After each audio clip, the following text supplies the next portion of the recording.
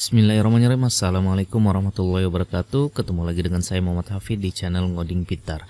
Oke, kali ini kita akan coba melanjutkan materi kita terkait belajar membuat CRUD dengan VBNet dan database MySQL ya. Nah, di video sebelumnya kita sudah berhasil menampilkan data dari database ya. Nah, jadi kita sudah berhasil menampilkan data kita yang ada di sini ke database, dari database MySQL kita tampilkan ke dalam VBNet ya, dari aplikasi ke aplikasi VBNet kita.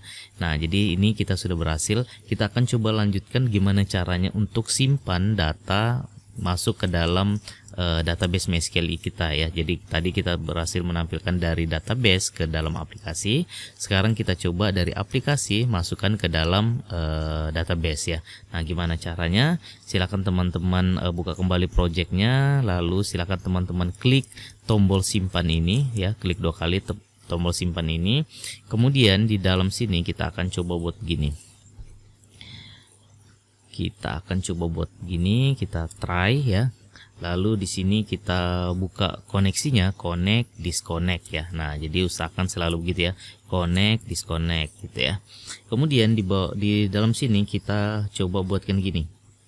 cmd sama dengan new MySQL command. Kemudian di sini kita isikan petik 2 begini, kemudian koma, koneksi ya. Jadi usahakan kita buat begitu dulu ya. Jadi MySQL command, kemudian petik 2 kali, koma, koneksi, kemudian di dalamnya baru kita isikan query insertnya ya. Berarti di sini kita insert into, kemudian nama tabel kita apa? T mahasiswa. Kemudian di sini kita panggil field apa aja yang kita mau simpan ya. Nah, jadi saya sarankan untuk menambah seperti ini ya. Jadi kita menyebutkan apa aja field yang kita mau simpan ya, karena biasanya kan ada ID ya. ID itu kan otomatis. Nah, itu tidak perlu disimpan. Maka di sini kita bisa membuatnya seperti ini ya. Jadi kita sebut dulu field apa yang mau disimpan. Misalnya name, kemudian nama, lalu Jekyll, kemudian prodi, lalu alamat ya. Nah, lalu kalau ketika kita sudah sebut nama fieldnya, baru kita values ya. Kita isi dari masing-masing field ini dapat nilainya dari mana ya. Nah, kita buat begini, dalam kurung dulu ya, buka dan tutup kurung biasa. Kita tambahkan petik 1 ya, petik 1 2 kali. Kemudian di dalamnya kita tambahkan petik 2 kali, lalu di dalamnya lagi kita tambah dan 2 kali, kemudian di dalamnya lagi kita tambahkan spasi, baru kita panggil nama textboxnya yaitu tnim titik text ya. Nah, jadi begitu ya. Jadi step by stepnya itu begitu. Petik 1 dulu 2 kali, masuk di dalamnya, petik 2 kali, masuk lagi di dalamnya, dan 2 kali, masuk lagi di dalamnya, spasi 2 kali, baru tambahkan tnim ya. Nah, jadi saya biasanya begitu ya, lebih cepat.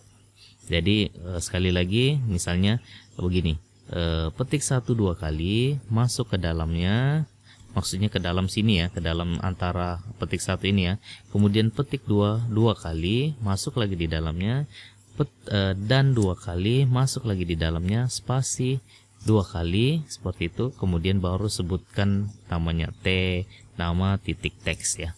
Nah, jangan lupa koma ya, penghubungnya koma. Jadi ini yang pertama, kemudian koma, lalu dilanjutkan yang kedua. Nah, ini boleh kita copy aja ya. Ini kita copy.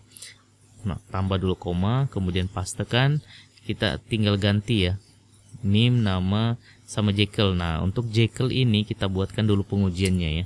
Nah, kita buatkan dulu pengujiannya di atas ini. Kita buatkan aja begini, dim Jekyll as string ya, string karena tipe datanya string.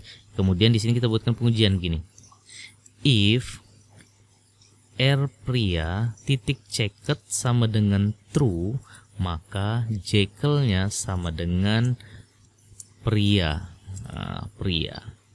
Kemudian else if, selain itu jika wanita titik checked sama dengan true, maka Jekyll-nya sama dengan wanita. Oke, seperti itu ya. Nah, jadi kita uji untuk mendapatkan Jekyll-nya pria atau wanita ya. Karena kita menggunakan checkbox ya, atau radio group ya, atau radio button, maka kita menggunakan pengujian begini ya.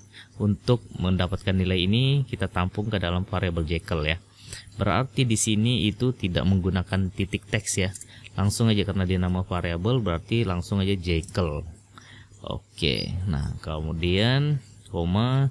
Nah, kita pastekan lagi yang tadi ya. Yang tadi kita copy untuk prodi ya. Untuk prodi berarti C prodi titik teks, kemudian koma T alamat ya. T alamat titik teks. Oke. Kalau sudah stop, tidak ada tidak ada koma lagi dalam sini di setelah T alamat ya, karena dia yang terakhir. Oke, sampai situ kita buatkan begini lagi di bawahnya. CMD titik execute non query ya, execute non query. Kemudian di bawahnya kita tampilkan pesan. Pesannya apa? Pesannya simpan data sukses. Nah, kalau misalnya gagal bagaimana? Nah, nanti kalau misalnya dia gagal, dia akan muncul di sini pesannya MSG box, kemudian X, message-nya apa ya.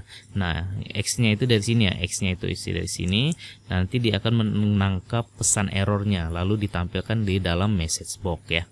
Oke, ini saya tutup dulu, kemudian ini saya tutup juga biar lebih jelas ya. Oke.